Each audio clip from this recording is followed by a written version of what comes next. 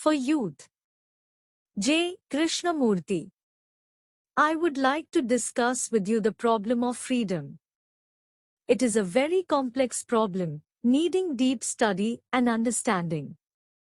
We hear much talk about freedom, religious freedom, and the freedom to do what one would like to do. Volumes have been written on all this by scholars. But I think we can approach it very simply and directly, and perhaps that will bring us to real solution. I wonder if you have ever stopped to observe the marvelous glow in the west as the sun sets, with the shy young moon just over the trees? Often at that hour the river is very calm, and then everything is reflected on its surface, the bridge, the train that goes over it, the tender moon, and presently, as it grows dark, the stars. It is all very beautiful.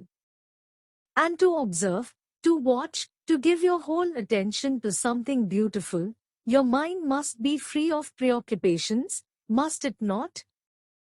It must not be occupied with problems, with worries, with speculations.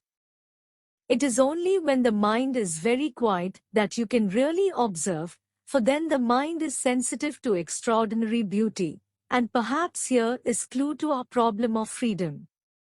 Now, what does it mean to be free? Is freedom as matter of doing what happens to suit you, going where you like, thinking what you will?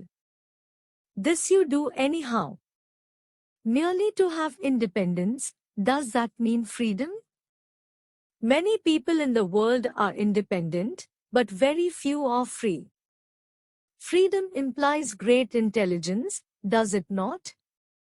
To be free is to be intelligent, but intelligence does not come into being by just wishing to be free. It comes into being only when you begin to understand your whole environment, the social, religious, parental and traditional influences that are continually closing in on you.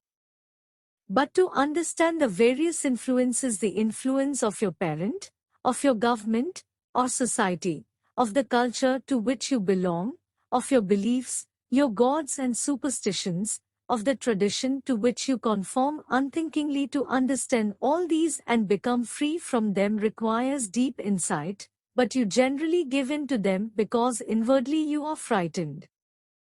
You are afraid of not having a good position in life. You are afraid of what your priest will say. You are afraid of not following tradition, of not doing the right thing. But freedom is really a state of mind in which there is no fear or compulsion, no urge to be secured. Don't most of us want to be safe? Don't we want to be told what marvelous people we are, how lovely we look, or what extraordinary intelligence we have? Otherwise we would not put letters after our names. All that kind of thing gives us self-assurance, a sense of importance. We all want to be famous people, and the moment we want to be something, we are no longer free. Please see this, for it is the real clue to understanding of problem of freedom. Whether in this world of politicians, power, position and authority, or in the so-called spiritual world where you aspire to be virtuous, noble, saintly, the moment you want to be somebody you are no longer free. But the man or woman who sees the absurdity of all these things and whose heart is therefore innocent, and therefore not moved by desire to be somebody, such a person is free. If you understand the simplicity of it, you will also understand its extraordinary beauty and depth. After all, examinations are for that purpose, to give you a position, to make you somebody. Titles, position and knowledge encourage you to be something. Have you not noticed that your parents and teachers tell you that you must amount to something in life, that must be successful like your uncle or grandfather? Or you try to imitate the example of some hero, to be like the master, the saints, so you are never free. Whether you follow the example of a master, a saint, a teacher, a relative, or stick to a particular tradition, It all implies a demand on your part to be something, and it is only when you really understand this fact that there is freedom. The function of education, then, is to help you from childhood not to imitate anybody, but to be yourself all the time. And this is a most difficult thing to do, whether you are ugly or beautiful, whether you are envious or jealous, always to be what you are, but understand it. To be yourself is very difficult, because you think that you are ignoble, and that if you could only change what you are into something noble, it would be marvelous, but that never happens. Whereas, if you look at what you actually are and understand it, then in that very understanding there is a transformation. So freedom lies, not in trying to become something different, nor in doing whatever you happen to feel like doing, nor in following the authority of tradition, of your parents, of your teacher, but in understanding what you are from moment to moment. You see, you are not educated for this. Your education encourages you to become something or other, but that is not the understanding of yourself. Yourself is a very complex thing.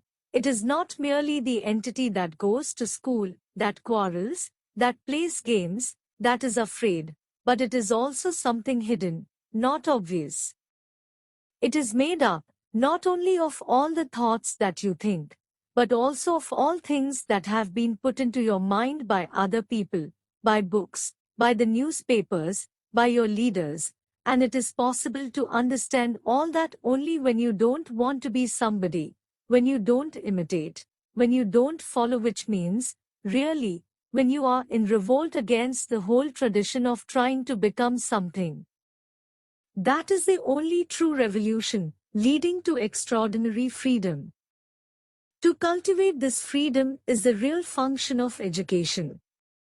Your parents, your teachers and your own desires want you to be identified with something or other in order to be happy, secure.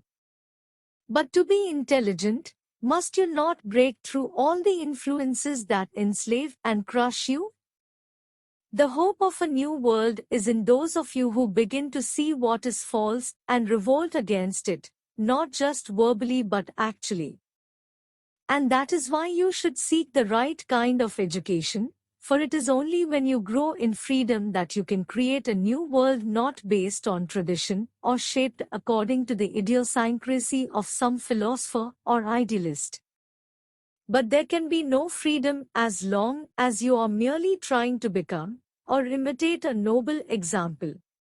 The heaven of freedom, where the mind is without fear and the head is held high, where knowledge is free, where the world has not been broken up into fragments by narrow domestic walls, where words come out from the depth of truth, where tireless striving stretches its arms towards perfection, where the clear stream of reason has not lost its way into the dreary desert sand of dead habit, where the mind is led forward by thee into ever-widening thought and action.